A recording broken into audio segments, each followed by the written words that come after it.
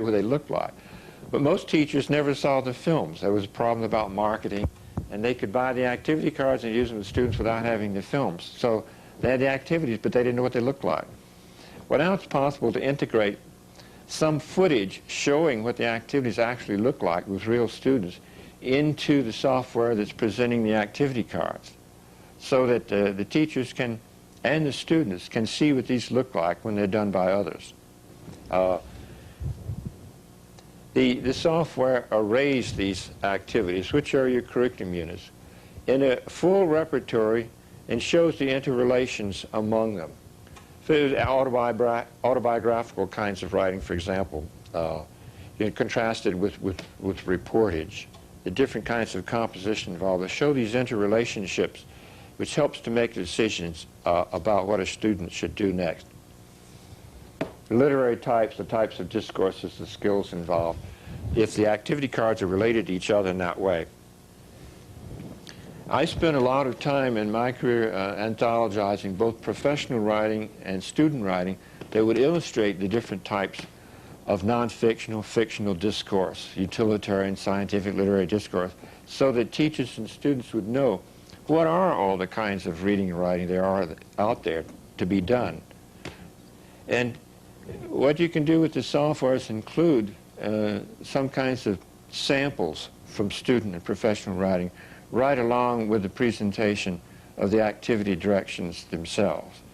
All of these things help to show both the teacher and the student how to put together a customized curriculum, how to combine these units, these activities.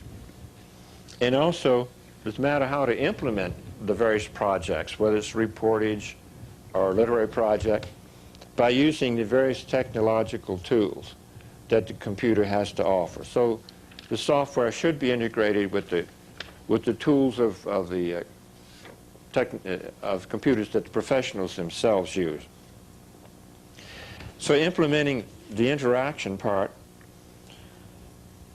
you need electronic connections across the local community. I've written about this in my last book, The Universal Schoolhouse, which is the community, whole community conceived as a school. So that all the stores, businesses, private projects, laboratories, enterprises all over the community can be regarded as learning sites, and people and places, the whole community. And since everybody is tend to getting computers on computer today, including businesses, you have a natural network, electronic network throughout the community that schools can use to realize all sorts of things, whether it's from internships and apprenticeships to community service, all sorts of reportage projects, investigative journalism that students would undertake. They're already hooked in.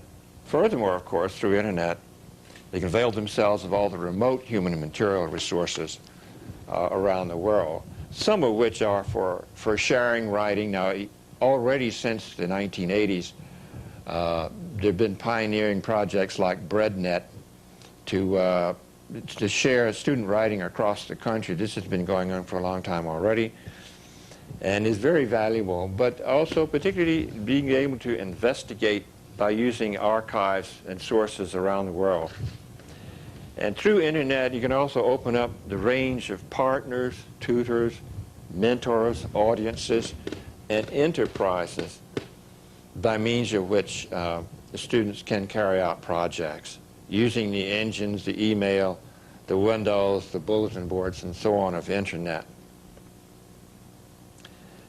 Implementing now the third I, which is the integration of subject matters, by having a kind of software program like this, you can now organize around projects, because you can simply put together these activities as units or modules to form or carry out any kind of projects, and students after a while begin to make up their own. These are solo sometimes, the projects, sometimes social, with real outcomes, personal, communal outcomes. Learning by doing, not organized around the subjects, but around realistic goals like this. And the technology can offer a set of tools for the projects. Now, we're familiar already with tools like word processing and desktop publishing. English teachers are, and been using these for some time to good advantage with the writing workshops and to disseminate student products. But there are other tools of technology that the professionals use, like simulating or extrapolating a certain amount of data forward into, projected into models, archiving, making fractals, other designs, and so on, and many other applications like this professionals use that should be available to students.